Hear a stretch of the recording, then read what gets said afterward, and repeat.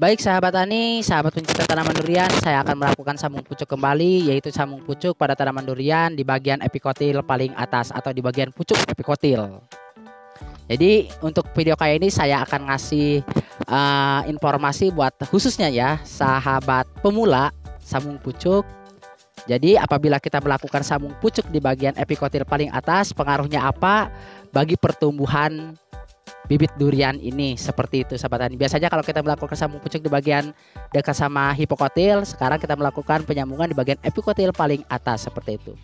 Untuk cara-cara penyambungannya seperti biasa sahabat, kita lakukan penyambungan dengan syarat-syarat seperti entres harus benar-benar sehat dan seedling juga harus benar-benar sehat, dan alat yang kita gunakan harus benar-benar seperti pisau harus benar-benar tajam, dan sungkup harus benar-benar sungkup yang bersih, dan apabila kita melakukan pengikatan harus benar-benar cara pengikatannya yang baik.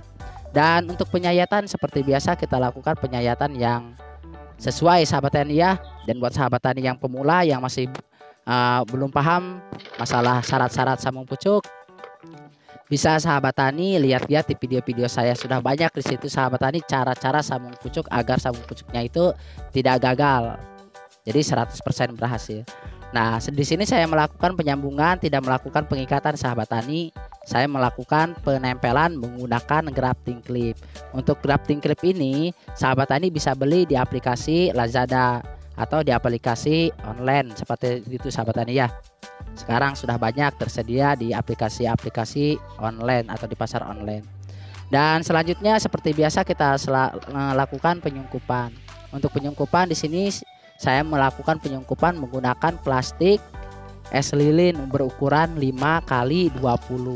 Dan untuk daun seedlingnya atau batang bawahnya ini saya lakukan penyungkupan juga sahabat tani, dimasukkan ke dalam. Fungsi dan tujuan dari penyungkupan ialah sahabat tani yang khusus pemula ya, yang masih awam. Jadi fungsi dari penyungkupan ini bukan menetralisasi air hujan saja supaya bisa masuk ke dalam seperti sahabat tani ya, bukan seperti itu.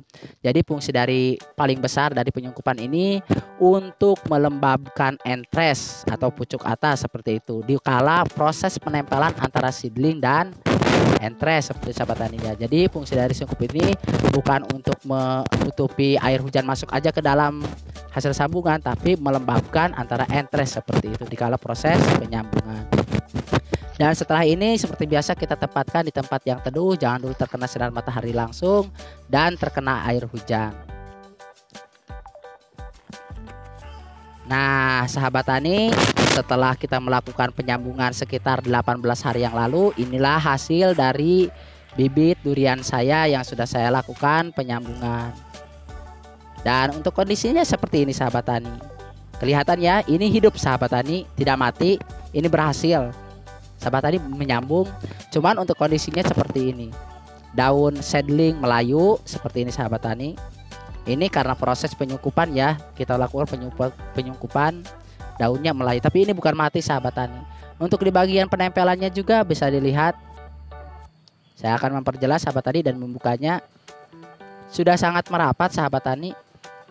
Dan ini berhasil seperti itu. Kelihatan ya sahabat tani ya, menempel. Ini bukan dilem sahabat tani.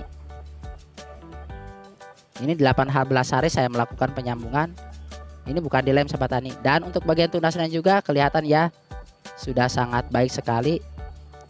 Namun untuk kondisi ininya sahabat tani, kondisi pucuknya belum ada kemunculan mata tunas seperti itu. Saya melakukan pengundulan agar nutrisinya memicu ke bagian pucuk atas seperti itu sahabat tani.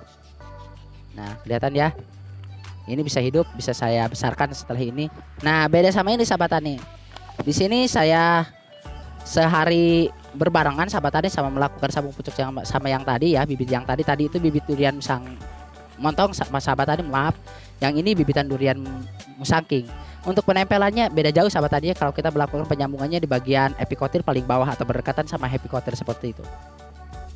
Kelihatan ya perbedaannya. Untuk mata tunasnya juga sudah sangat cukup baik, pertumbuhannya sangat baik sekali.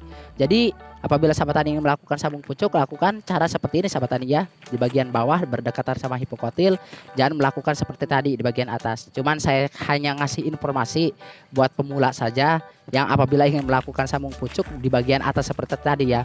Jadi lebih bagus sahabat tani melakukan penyamungannya di bagian berdekatan sama hipokotil seperti ini sahabat tani ya. Jadi setelah melihat video ini mungkin sahabat tani lebih paham, lebih mengerti, jadi lebih jelas sekarang ya sabung pucuk pada tanaman durian pengaruhnya apa apabila kita melakukan penyambungan di bagian epikotil paling atas sahabat tani atau di bagian pucuk seperti itu.